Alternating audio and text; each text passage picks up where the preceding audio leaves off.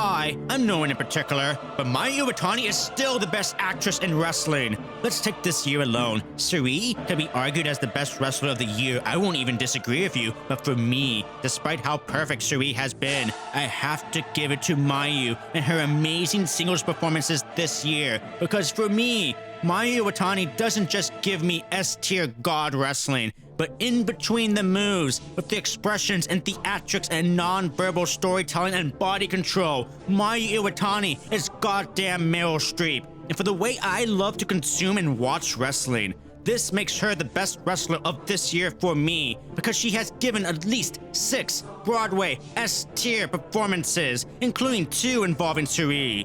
Versus Shuri, versus Suri, versus Toni Storm, tagging with Shuri against Big Hash and Venny, her 5-star Grand Prix match against Momo Watanabe, and this IWGP title match against the pure white Momo Watanabe. Right now, Mayu Iwatani is firing off in a way that is on another level. She's out there beating both Ramin Karimloo and Sierra Boggess in the Phantom of the Opera. Even Sierra Boggess, her strep throat still hitting the high note at the end of Phantom. Mayu is out there being George Hearn, killing it during Epiphany in Sweeney Todd. 100 can assuage me. She's down at Biola in Wicked singing No IBN. She's just straight slaying it out there, people. But that's my personal opinion. Now, I love Momo Watanabe. I love her. I am constantly hoping that she'll get her flowers. I was even rooting for her. She worked her tail off in this match and was wonderful and evil and badass and bold and willing to prove herself and not take shortcuts. But Mayu Iwatani was just on another freaking level. It starts off normal until Hate interrupted early to cause chaos and allow Momo to destroy Mayu outside. But then Ruwaka would go.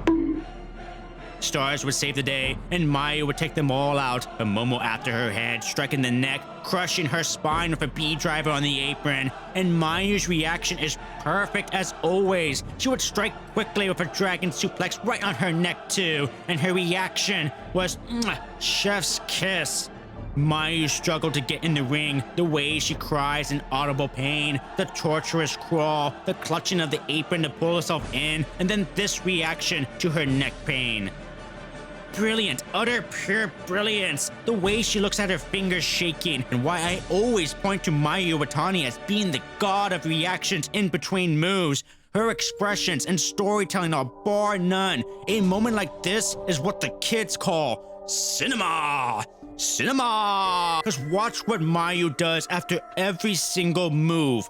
Like one of the best super kicks Mayu has delivered and collapsing right after. The way she stumbles around after the drop kick. The way she smiles after a headbutt, knowing fully the audience is not going to see it. Because Mayu is always in the zone, completely locked into a flow state like the best theatrical actors do. There is no audience now. There is just the ring and what happens inside it.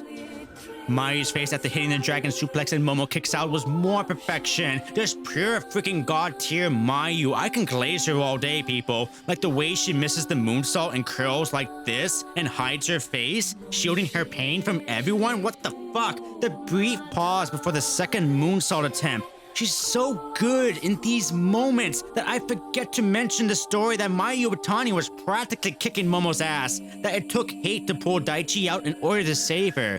This could make Momo look weak, but Momo does something interesting.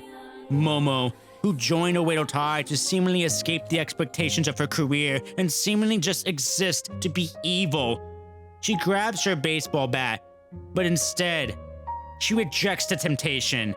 She just got her ass kicked. This is proving time. No, it's Momo time. Black Peach in your area.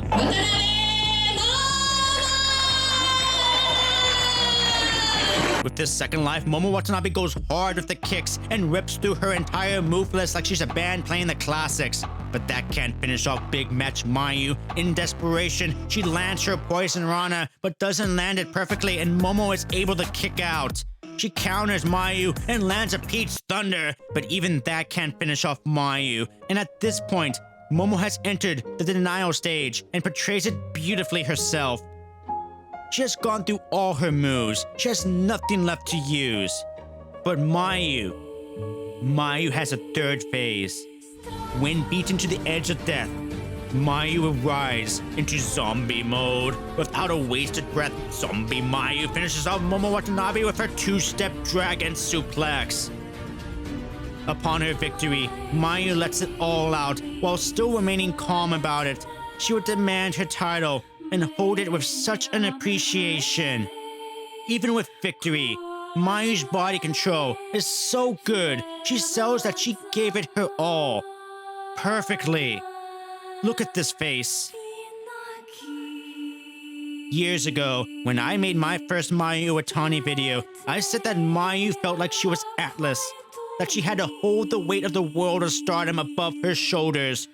But she held no titles, and her knee was slowly giving in. Now, Mayu holds titles. Her body may be falling apart, but she has continuously fought to keep it. She doesn't need to hold the world of stardom anymore. She is not Atlas. Mayu Iwatani is Mayu Iwatani. Only one in a lifetime. The best in the... Oh, hi, Azumi!